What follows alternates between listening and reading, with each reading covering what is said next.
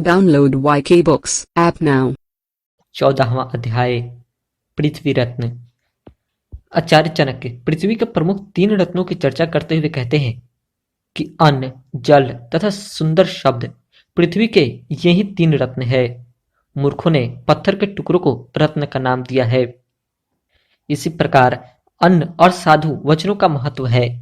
शेष सभी चीजें इनके सामने अर्थहीन दिखलाई पड़ती है, इसलिए इन्हीं की कदर करनी चाहिए।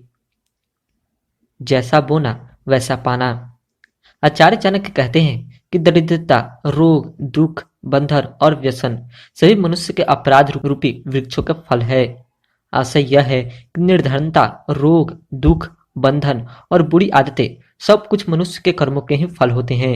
जो जैसा बोता है उसे वैसा ही फल भी मिलता है, इसलिए सदा अच्छे कर्म करने चाहिए। शरीर का महत्व।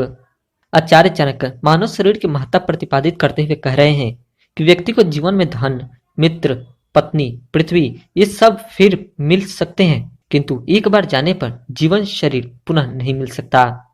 आशा यह है कि धन नष्ट हो जाए तो पुनः कमाया जा सकता है, मित्र रूठ जाए तो उसे मनाया जा सकता है, एक मित्र साथ छोड़ दे तो दूसरा बनाया जा सकता है। यही बात पत्नी पर भी लागू हो सकती है। यदि कोई जमीन हाथ से निकल जाए तो उसे पुनः प्राप्त किया जा सकता है, किंतु शरीर एक बार साथ छोड़ दे तो यह दोबारा नहीं मिलता।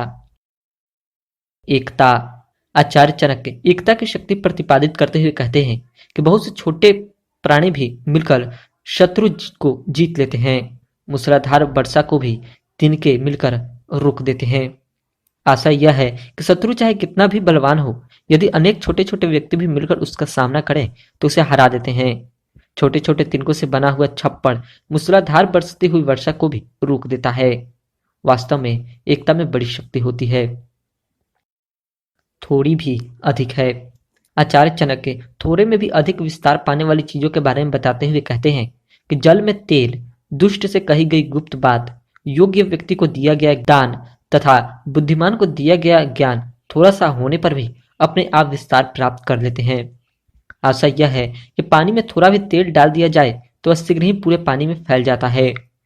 दुष्ट चुगलखोर को भेद भरी कोई बात यदि थोड़ी सी भी बता दी जाए तो वह उस बात को फैला देता है। योग्य व्यक्ति की धन से यदि थोड़ी भी सहायता की जाए तो वह उस धन को कई गुना बढ़ा लेता है। विद्वान को यदि विद्या थोड़ी सी भी दे दी जाए तो वह उस विद्या का विस्तार स्वयं कर लेता है। वैराग्य महिमा। आचार्य चाणक्य यह वैराग्य के महत्व प्रतिपादित करते हुए कहते हैं कि धार्मिक कथाओं को सुनने पर, शमशान में तथा रोगियों को देखकर व्यक्ति की बुद्धि को जो वैराग्य हो जाता है, यदि ऐसा वैराग्य सदा बने रहे तो भला कौन बंधन से मुक्त नहीं होगा। आशा यह है कि किसी वस्तु या पदार्थ के देखने से उत्पन्न ज्ञान क्षण भर के लिए होता है, उसमें स्थायित्व नहीं होता।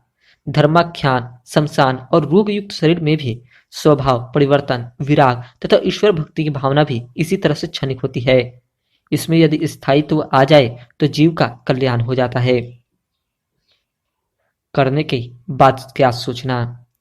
आचार्य चाणक्य कर्म के बाद पश्चाताप की निरर्थकता की चर्चा करते हुए कहते हैं कि गलती हो जाने पर जो पछतावा होता है, यदि ऐसी मति गलती करने से पहले ही आ जाए तो भला कौन उन्नति नहीं करेगा और किसे पछताना पड़ेगा। अतः कोई भी काम सोच समझकर ही करना चाहिए। अहंकार। आचार्य चाणक्य कहते हैं कि मानव मात्र में कभी भी अहंकार की भावना नहीं रहनी चाहिए, बल्कि मानव को दान, तप, शूरता, विद्वता, सुशीलता और नीतिपूर्णता का कभी अहंकार नहीं करना चाहिए, क्योंकि इस धरती पर एक से बढ़कर एक दानी, तपस्वी, शूरवीर, विद्वान और नीति गुण आदि है। कहा भी जाता है कि शेर को सवा शेर बहुत मिल जाते हैं। अतः किसी भी क्षेत्र में अपने को अति विशिष्ट मानना मूर्खता है। यह अहंकार ही मानव मात्र के दुख का कारण बनता है और उसे ले डूबता है। दूरी मन की। आचार्य चाणक्य समीपता के स्थान की अपेक्षा हृदय से मापते हुए कहते हैं कि जो व्यक्ति हृदय में रहता है वह दूर होने पर भी दूर नहीं है, जो हृदय में नहीं रहता वह समीप रहने पर भी दूर है। मीठी वाणी।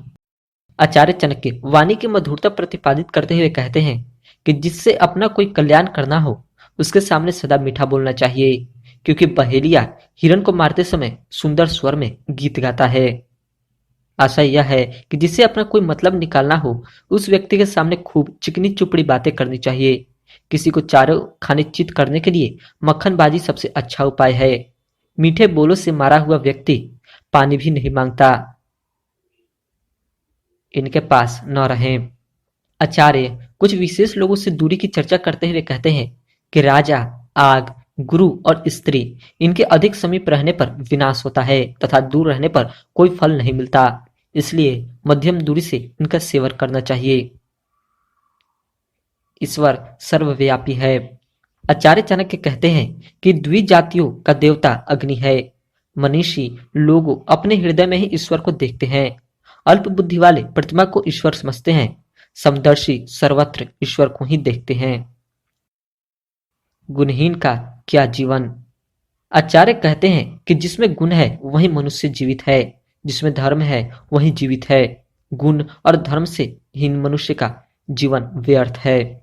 आचार्य कहते हैं कि यदि एक ही कर्म से सारे जगत को वश में करना चाहते हो तो दूसरे की बुराई करने में लगी हुई वाणी को रोक लो। आचार्य पंडित के बारे में बताते हुए कहते हैं कि जो प्रसंग के अनुसार बातें करना, प्रभाव डालने वाला, प्रेम करना तथा अपनी शक्ति के अनुसार क्रोध करना जानता है, उसे पंडित कहते हैं। चीज एक, बातें अनेक। आचार्य चाणक्य अपने अपने दृष्टिकोण की चर्चा करते हुए कहते हैं कि एक ही वस्तु स्त्री के शरीर को कामिनी के रूप में, योगी बदबूदार शव के रूप में तथा कुत्ते मांस के रूप में देखते हैं। आशा यह है कि वस्तु एक ही होती है किंतु नजरिया अपना अपना होता है। इसी नजरिए से एक ही स्त्री के शरीर को योगी, रसिक तथा कुत्ते अलग अलग रूपों में देखते हैं। योगी उसे एक बदबूदार मुर्दा समझता है और उससे घृणा करता है।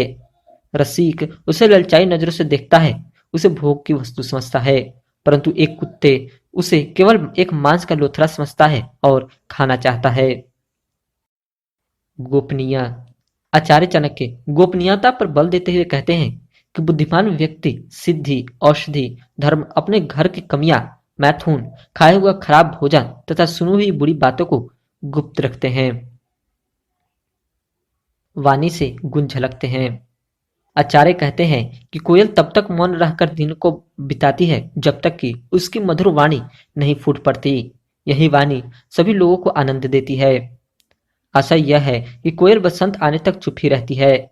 बसंत आने पर उसकी वाणी फूट पड़ती है। यह वाणी सभी प्राणियों को आनंद देने वाली होती है। अतः जब भी बोलो मधुर बोलो, कड़वा बोलने से चुप रहना ही बेहतर है। इनका संग्रह करें।